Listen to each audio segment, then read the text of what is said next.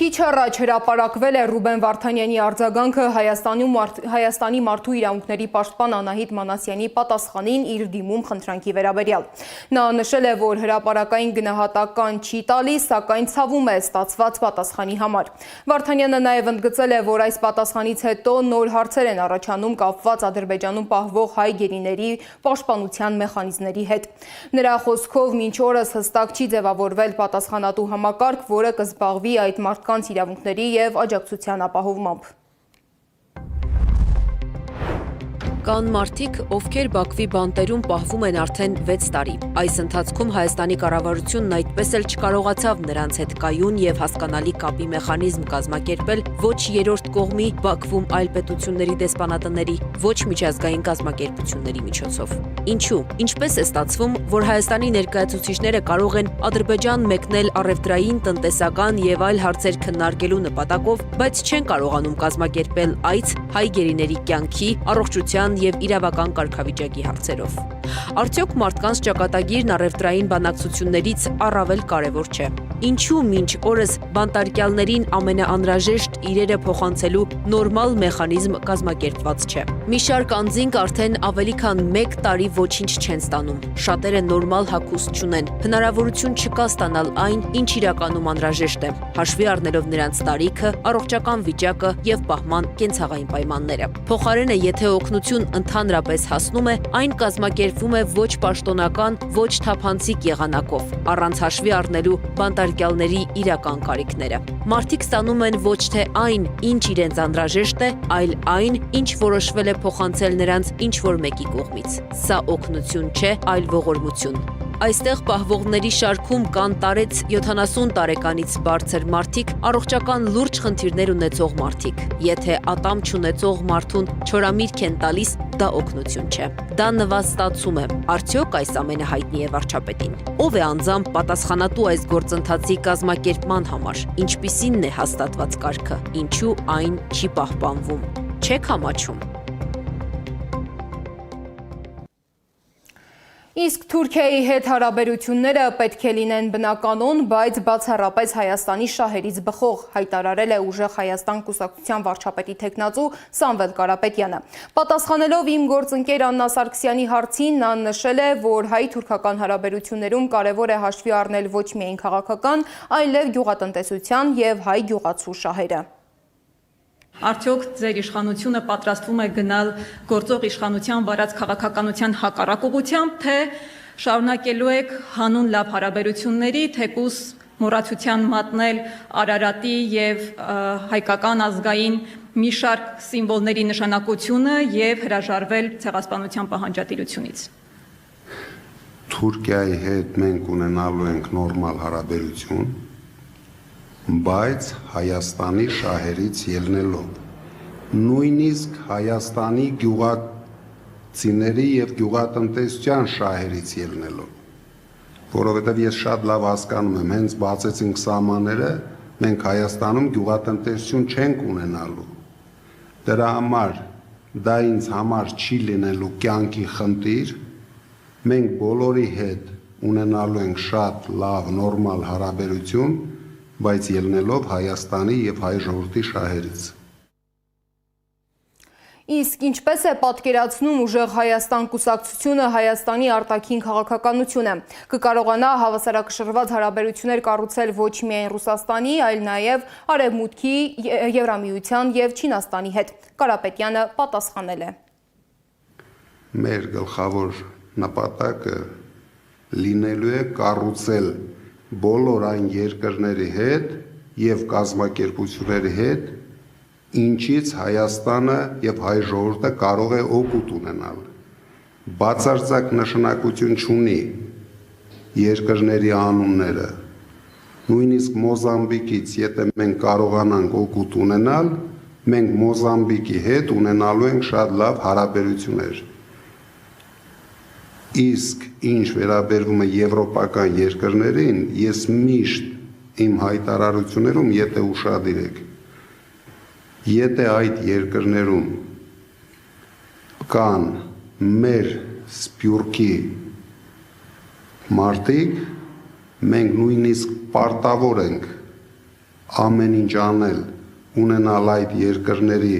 հետ լավ հարաբերություն, որպեսզի այդ մարդիկ իրենք այդ երկրներում ապրեն բարեկեցության մեջ, որովհետև ես 30 ավել տարի ապրել եմ Սփյուռքում եւ միշտ զգացել եմ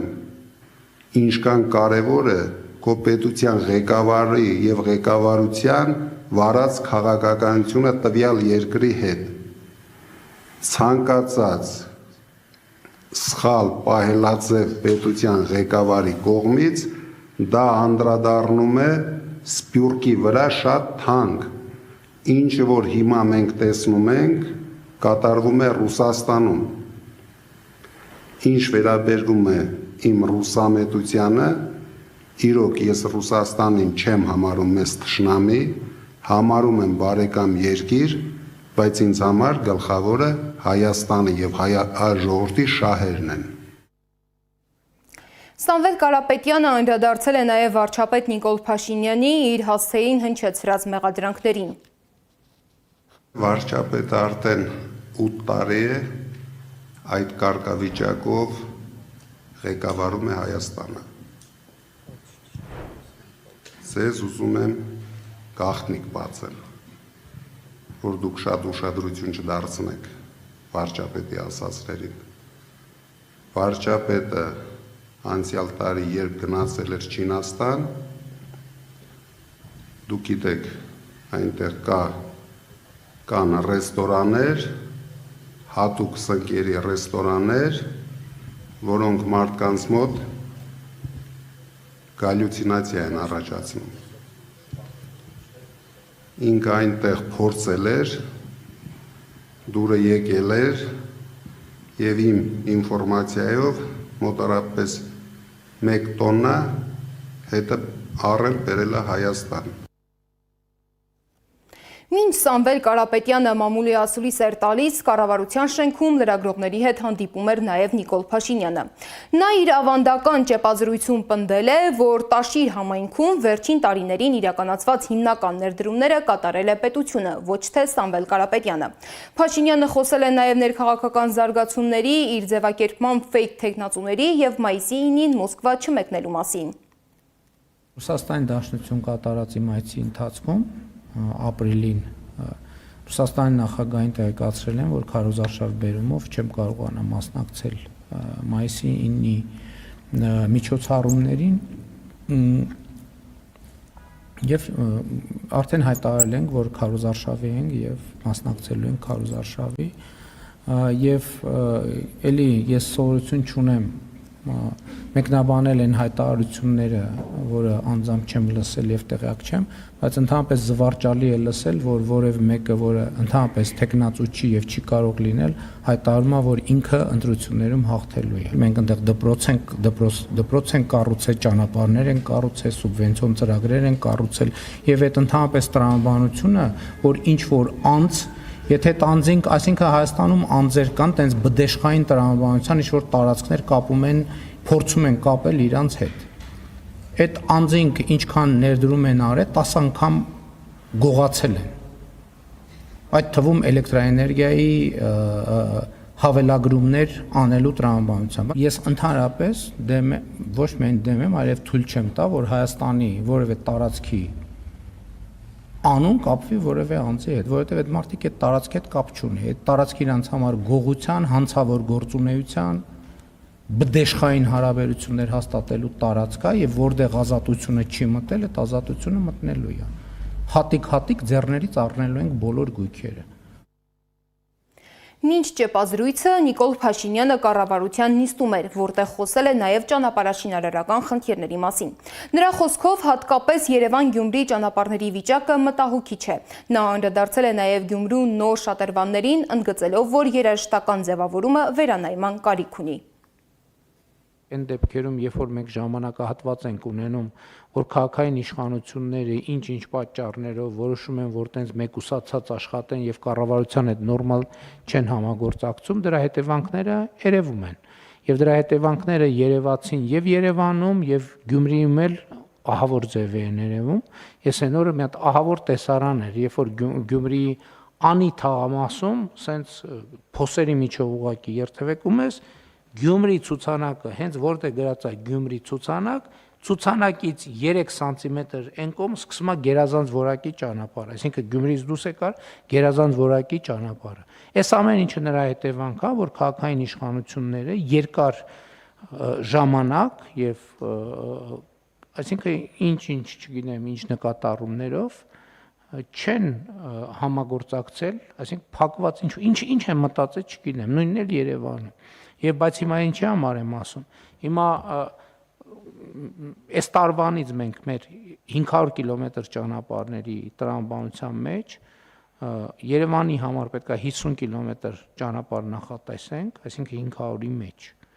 որը պետք է ճանապարհային դեպարտամենտը իրականացնի, Երևանի քաղաքապետին էլ ես ասել եմ, որ մենք պետք է այդ տրամաբանությամբ աշխատենք։ Ես այսօր տեսանյութ էլ տեսա, շատ լավ տեսանյութ էր, ուրախությամբ արձանագրում եմ, որ Գյումրիի շատրվանները, որ էլի մեր ծրագրերով է, չէ, իրականացվել, նորմալ շատ գեղեցիկ շատրվաններ է ստացվել եւ արդեն իհարկե Ֆրանսիայի նախագահի այցի առիթով աշխատել էր,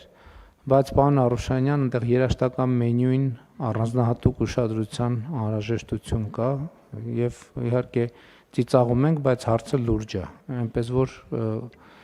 խնդրում եմ ապահովել բոլոր մարմինները, ովքեր այդտեղ կարան ներգրավվածություն ունենան, այնուամենայնիվ պետք է շատ ուշադիր լինենք, որ կներեք արտահայտության ծիծաղելի վիճակների մեջ չհայտնվենք։ Փաշինյանը նաև հայտարարել է, որ վաղվանից գնում է արձակուրդ, քանի որ սկսվում է պաշտոնական քարոզարշավը։ Մեր ամենամեծ առաջնահերթությունը խորհրդանական ընտրությունները ժողովրդավարության միջազգային ստանդարտներին համապատասխան անցկացնելն է, ապահովելու Հայաստանի Հանրապետության քաղաքացիների ազատ կամ արտահայտությունը եւ բացառելու ընտրողների կամքի վրա ապօրինի ազդեցությունները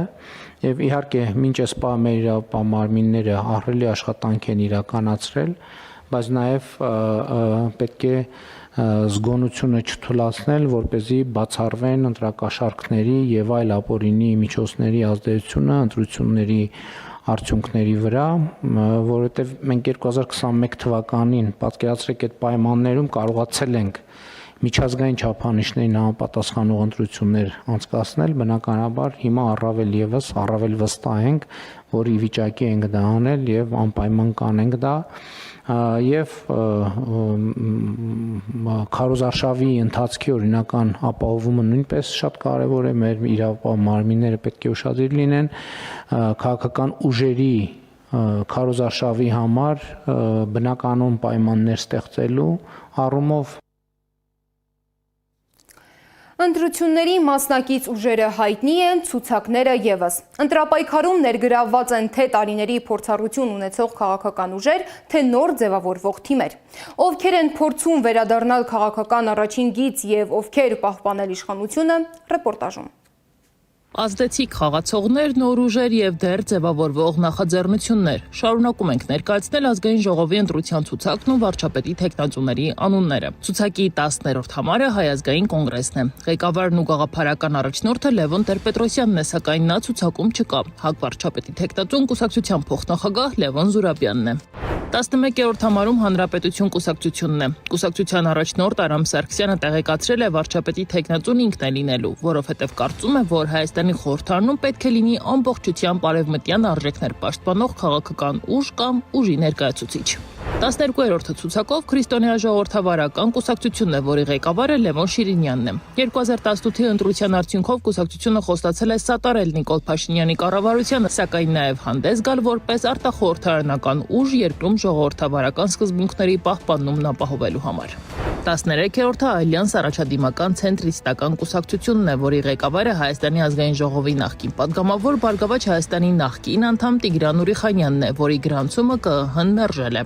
14-րդը ժողովրդավարական համախմբում կուսակցությունն է, նախագահն է Սուրեն Պետրոսյանը, որը սրբազան պայքարի առաջին շարքերում էր, բայց 2024 թվականի հունիսին ազգային ժողովի մոտ տեղի ունեցած բախումներից հետո առանձնազրույց էր ունեցել ԱԱԾ աշխատակիցների հետ ու հեռացել Հայաստանից։ Դրանից հետո Սուրեն Պետրոսյանն այլևս տեսանելի չի եղել սրբազան պայքարի շարքերում։ 15-րդը դեմոկրատիա, օրենք, կարգապահություն կուսակցությունն է բոլորին հայտնի ԴՕԿ-ը Վարդան Ղուկասյանի գլխավորությամբ։ Բայց այստեղ էլ ԿԸՀ-ն նրա թեկնածությունը չի գրանցել, քանի որ Վարդան Ղուկասյանի վերաբերյալ փաստաթղթերից բացակայել է վերջին 4 տարում միայն Հայաստանի Հանրապետության քաղաքացի հանդիսանալու եւ վերջին 4 տարում Հայաստանի Հանրապետությունում մշտապես բնակվելու մասին տեղեկանքը։ 16-րդը իշխող քաղաքացիական պայմանագիրն է։ Արդեն 8 տարի իշխանության ղեկին գտնվող ուժը Նիկոլ Փաշինյանի գլխավորությամբ հավակնում է երրորդ անգամ պահպանել իր դիրքերը։ Քաղաքական ուժը, որի օրոք պատերազմում պարտություն, տարածքային կորուստներ եւ Արցախի հայաթափում է եղել, շարունակում է խոսել խաղաղության մասին եւ ներկայանալ որպես խաղաղության երաշխավոր ուժ։ 17-րդը Հայաստան կուսակցությունների դաշինքն է, կազմում Հայ հեղափոխական դաշնակցությունը, առաջ Աչակենտրոն կուսակցությունը։ Այս դաշինքը, որը ղեկավարում է Հայաստանի երկրորդ նախագահ Ռոբերտ Քոչարյանը, այս պահին խորհրդարանի ամենամեծ ընդդիմադիր ուժն է։ 18-րդը Հանուն Հանրապետության կուսակցությունն է, նաև հայտնի որպես ժողովրդավարության պաշտպանների դաշինք։ Կուսակցության առաջնորդն է Արման Բաբաջանյանը, որը նախկինում գործակցել է Լևոն Շիրինյանի հետ, ներկայանում է որպես արևմտամետ ուժ։ Եվ վերջինը 19-րդը Լուսավոր Հայաստան կուսակցությունն է, Էդմոն Մարուքյանի գլխավորությամբ, ով տարիներ առաջ Նիկոլ Փաշինյանի հետ հանդես էր գալիս ելք դաշինքով։ Ազգային ժողովում շարունակվում է հերթական նիստը։ Հայաստան խմբակցության պատգամավոր Գառնիկ Դանելյանը պատասխանել է իշխանական պատգամավորների մեղադրանքներին ընդդիմության կողմից պատերազմ հրահրելու մասին։ Նա անդրադարձել է նաև օկուպացված Արցախում հայկական եկեղեցիների նկատմամբ վանդալիզմին։ Ամեն անգամ գալով ստեղ ասում եք, գիտեք ինչ կա, դուք մեր երեխաներին տանում եք, կոտորում եք, սպանում եք, այդ ում եք ասում, այս մեր շարքերում նստած Պետրոս Մեղրյան, Շահեն Մեղրյանի եղբայրը, Արցախի հերոս, Պետրոս Մեղրյանն եք ասում, Ասպրամ Կրպեյանին եք ասում, որ Թաթուլ Կրպեյանը նռնակը պայթեցրել է, Իրանա պայթեցրել է, ոչ թե ուրիշի երեխային է պայթեցրել, Իրան պայթեցրել է հայրենիքը պահելու համար։ Գեգամ Մանուկյանին եք ասում, որի որդին երկու պատերազմների մասնակից է, Քարորիայի եւ 44-օրյա պատերազմների մասնակից է, կամավոր գնացել է, որի եղբայրը Բաքվի բանտերում է, իսկ դուք շնորհակալություն եք հայտնում Ալիևին։ Շնորհակալություն եք հայտնում Ալիևին, ինչի համար եք շնորհակալություն հայտնում Ալիևին։ Սեյրան Օհանյան, Արցախի հերոս։ Այսինքն, բարոյականության պետք է մի քիչ նշույլներ էր ձեր մոտ, թե չէ։ Թե սա գծերն արդեն հատել պրծել եք արդեն շատ վաղուց։ Փոխանակ զբաղվեք մեր հայրենակիցներին Բաքվի բանտերից ազատելու շնորհակալություն եք հայտնում։ Մի հատ եկեք ձեր հավաքական պատկերը գիտեք ով է։ Արսեն Թորոսյանը, որ հմեկում ասում է, գիտեք ինչ, եկեղեցի դե քանդել են էլի։ Ինչ եք ընկել հետևից։ Քանդել են։ Եկեղեցի ինչ եք, մի հատ էլ բան եք անում, եկեղեցի բան։ Մենք Ղարաբաղյան շարժում փակել ենք, եկեղեցիներ էջնել ենք փակել, սրբավայրեր էջնել ենք փակել, ամբողջ այդ էջերը փակել ենք։ Իդեպ օրեր առաջ Ադրբեջանը Ստեփանակերտում քանդել էր հայոց ցեղասպանության հուշակոթողը։ Հովիկ Ավանեսովը նշում է, որ անցնող տարիներին հայոց ցեղասպանության 5 հուշակոթող է հողին հավասարեցվել Արցախում։ Ադրբեջանն ավերել է հայոց ցեղասպանությանը նվիրված Մարմարե հուշակոթողը, որը կանգնեցվել էր 11 տարի առաջ ցեղասպանության 100-րդ տարելիցին ընդառաջ։ Հուշակոթողի ճարտարապետներն էին Վլադիմիր եւ Միքայել Սարգսյանները։ Անվանակոչվել էր Պարույր Սևակի անլռելի զանգակատուն պոեմի հիման վրա, դառնալով պատմական հիշողության ու ցավի խորհրդանիշ։ Նախագծման աշխատանքները սկսվել էր դեռևս 2012 թվականին։ Գոյություն է ունեցել 20-ից ավելի նախագիծ, ուղղակի ճարտարապետական խորհուրդը ձևավորված ընտրել է մեկ նախագիծ, որը համապատասխան է այն տեղանքին, որտեղ որ պետք է կառուցվի, եւ որոշում է կայացվել կանգնել հենց այն տարբերակի վրա, որը բացումը տեղի ունեցավ 2015 թվականի ապրիլի 24-ին։ Զանգակատան բարձրությունը 18 մետր է։ Կառուցվել է Ասկերանի շրջանի Սզնեկ գյուղից բերված սպիտակ մարմարից, որպես հավաքական հիշողության եւ միասնականության խորհրդանիշ։ Զանգը այնպես են կախել հետո կառուցելուց հետո, որ յուրաքանչյուր այցելու ինքը կարողանա այդ զանգը հնչեցնել եւ Զանգի խորհրդանիշն էլ չի պատահական, դա ընտրված է այն սկզբունքով, որ ահազանգ հնչեցվի, որ քանի դեռ ցեղասպանությունները կանխված չեն, դատապարտված չեն, նոր ցեղասպանությունների համար պարարտ հող է նախապատրաստում։ Զանգակատունը կառուցվել է պետական միջոցներով եւ համահայկական նվիրատվություններով։ Արժեքը եղել է 97 միլիոն դրամ հուշարձանի, որից 80 միլիոնը հատկացվել է Արցախի կառավարության եւ տարբեր նախարարությունների օժանդակությամբ, մյուս 17 միլիոնը մասնավոր անձանց եւ բարերարների միջոցով, ընդ որում մեր հասարակության մի զգալի մասը եւս ֆինանսական այդ օժանդակությանը ներգրաված է եղել։ Արցախի մշակութային ժառանգության օմբուդսմեն Հովիկ Ավանեսովը ներկա է եղել հուշակոթողի բացմանը։ Հիշում է, Սպիտակ մարմարից կառուցված զանգակատունը պարզապես ճարտարապետական կառույց չէր, այն ներառում էր մասունքարան, դեռ ձորից բերված մարդկային աճյուններով, ինչն այն դարձնում էր խորապես խորհրդանշական վայր։ Երբ որ կառուցվել է զանգակատունը, այնպես է կառուցվել, որ զանգակատան հիմքում մասունքարան լինի։ Մասունքները հետագայում են տեղափոխվել եւ տեղադրվել, մասունքները բերվել է հատուկ սափորով եւ տեղադրվել է 2015 թվականի ապրիլի 17-ին այդ ժամանակ Արցախի գործող թեմի առաջնորդ Պարքև arczepiskopos Մարտիրոսյանի ձեռամբ եւ Արցախին այդ մասունքները նվիրել է Ցեղասպանության թանգարան ինստիտուտի կողմից։ Ավանեսովի խոսքով Դերձորը հայկական հավաքական հիշողության մեջ պարզապես աշխարհագրական անուն չէ, ցեղասպանության ողբերգության գագաթնակետն է, մի վայր, որտեղ 100 հազարավոր հայեր ենթարկվել են կոտորածների, բռնի տեղահանության եւ մահվան երթերի։ Այդպիսի հուշարձանի ոչնչացումը ոչ միայն նյութական կորուստ է, այլև ուղիղ հարված պատմական հիշողությանը, զոհերի հիշատակին եւ նրանց ժառանգների ինքնությանը։ Այդ հուշարձանի կառուցմանը արցախցիներս բավականին երկար ենք սպասել, հաշվի առնելով այն հանգամանքը, որ տարիներ շարունակ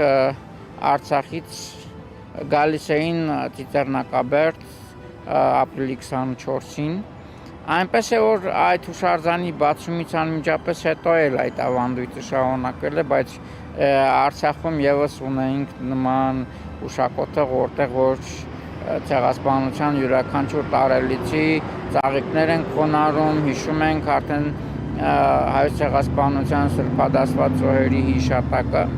Ավանեսովը նշում է, սա առաջին դեպքը չէ։ Արցախի տարածքում հայոց ցեղասպանությանը նվիրված 5-րդ հուշարձանն է ոչնչացվում։ Նախկինում ոչնչացվել էր նաև Բերձորի կառուցված պուրակը, որը դարձյալ կառուցվել է 100-ամյակի նախաշեմին, որի տարածքում ներկայումս մզկիթ է կառուցված։ Շուշիում կառուցվող մզկիթ եւ թանգարանը եւս ցեղասպանության հուշահամալիրի, որի տարածքում նաև հայերենական պատերազմի, արցախյան պատերազմի զոհերի հիշատակին հուշարձաններ կար, այդ տարածքում էր կառուցված։ Հադրութի շրջանում մի շարք գյուղերում տեղակայված խաչքարերը, որ հուշահամալիրների տարածքում են եւս ոչնչացված է։ Բայց ինչպես են ընտրվում ոչնչացման օրերը, Ավանեսովը այստեղ պատահականություն չի տեսնում։ Նույն հայոց ցեղասպանության 111-րդ տարելիցից անմիջապես հետո նույն սկզբունքով նախկինում սեպտեմբերի 2-ին Արցախի արտաքին գործերի նախարարության շենքը քանդեցին եւ այլ կառույցներ, սա Ադրբեջանի քաղաքականությունն է։ Նրա համոզմամբ Ստեփանակերտի հայոց ցեղասպանության 100-րդ տարելիցին նվիրված զանգակատան ոչնչացումը պետք է դիտարկել ոչ թե որպես առանձին գործողություն, այլ որպես շարունակական ու համակարգված քաղաքականության մաս։ Քաղաքականություն, որի նպատակը հայկական պատմամշակութային ժառանգության վերացումն է եւ պատմական հիշողության խեղաթյուրումը։ Այս իրողությունը, ընդգծում է նա, պահանջում է ոչ միայն գիտական փաստագրում, այլև միջազգային հանրության հստակ ու գործնական արձագանք։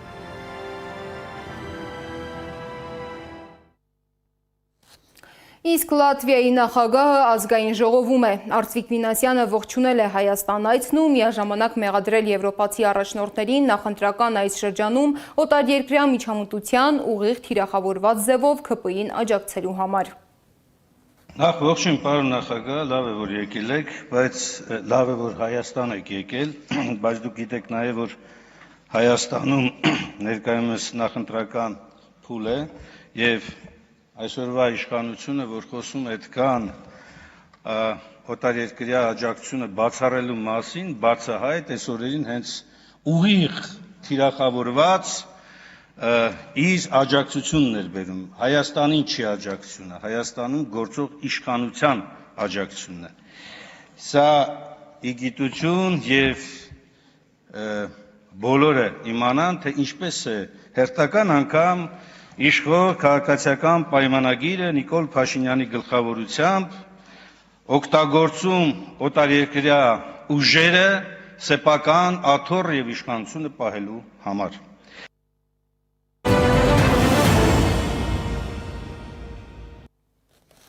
Վեդիում անչափահաս երկու քույրերի նկատմամբ բռնության դեպքի շուրջ նոր մանրամասներ են հայտնի դարձել։ Փաստաբան Վարդուհի Էլբակյանի խոսքով գործով ներգրավված է 3 անձ, սակայն նրանք դեռ վկայի կարգավիճակում են։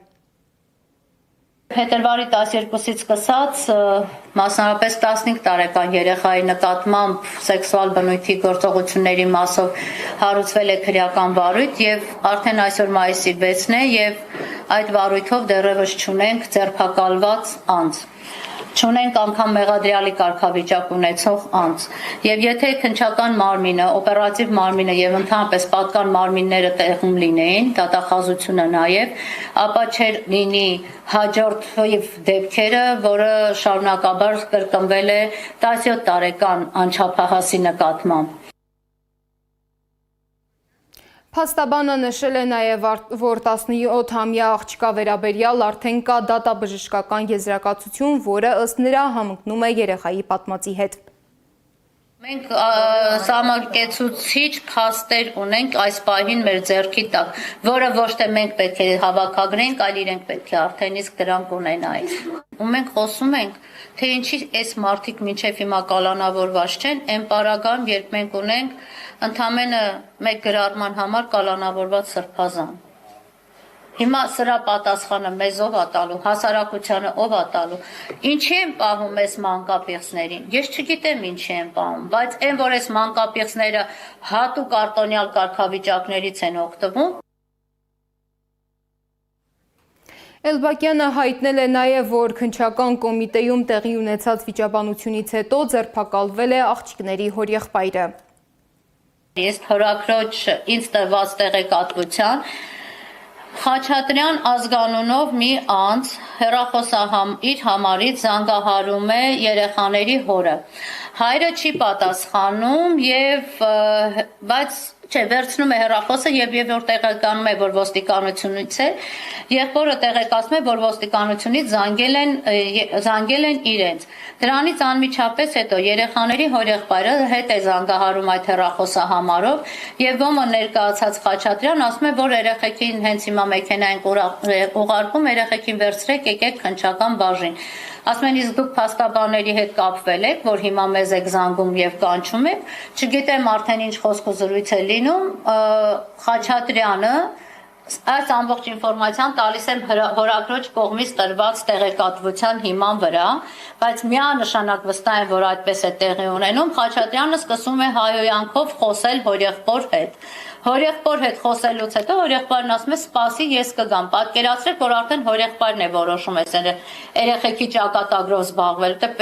բացի քննչական մարմիններն ու օպերատիվ մարմինները ոչինչ չեն անում։ Դատախազությունն էլ հայտարարել է, որ դեպքի առթիվ արդեն երկու անձի նկատմամբ քրեական հետապնդում է հարուցվել։ Նշեմ, որ գլխավոր դատախազն ազգային ժողովում հայտարարել է, թե Վեդիի աղմկահարույց դեպքի մասին տեղեկացել է դրա հանրայնացվելուց հետո։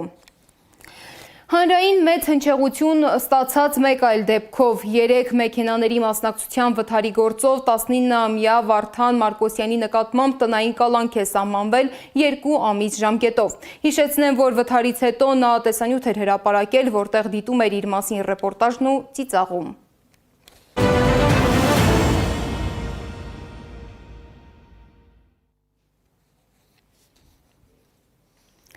Մերձավոր արևելքում լարվածությունը շարունակում է պահպանվել։ Իրանը հայտարարել է, որ ցանկացած հրադադարի համաձայնագրում պետք է հաշվի առնվի նաև Լիբանանի մասնակցությունը։ Լիբանանի խորհրդարանի նախագահի խոսքով Իրանի արտաքին գործերի նախարարը պաշտոնական շփումների ընթացքում վստահեցրել է, որ Բեյրութի շահերը կլինեն ցանկացած խաղաղության պայմանագրի անբաժանելի մասը։ Միաժամանակ իսրայելական լրատվամիջոցները հրապարակել են կադրեր Լիբանանում Հեզբոլլահի Ռադվան ստորաբաժանման հրամանատարի սպանության վայրից։ Ըստ տեղեկության սպանել են մի քանի զինյալի եւ ստորաբաժանման հրամանատարի տեղակալին։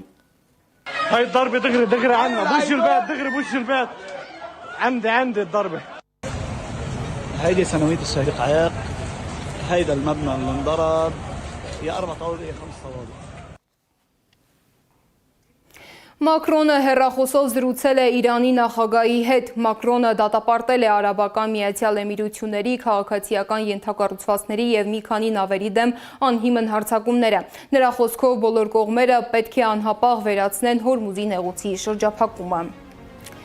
Այս ժամի համար նախատեսել ենք այսքանը, շարունակեք հետևել մեր սոցիալական բոլոր ցանցերում կամ այցելեք մեր պաշտոնական կայք www.abcmedia.am։ Շնորհակալություն, որ մեզ հետ էիք։ ABC Newsroom հաղորդման հերթական թողարկումը ժամը 18-ին է, տաղավարում կաշխատի Աննա Սարգսյանը։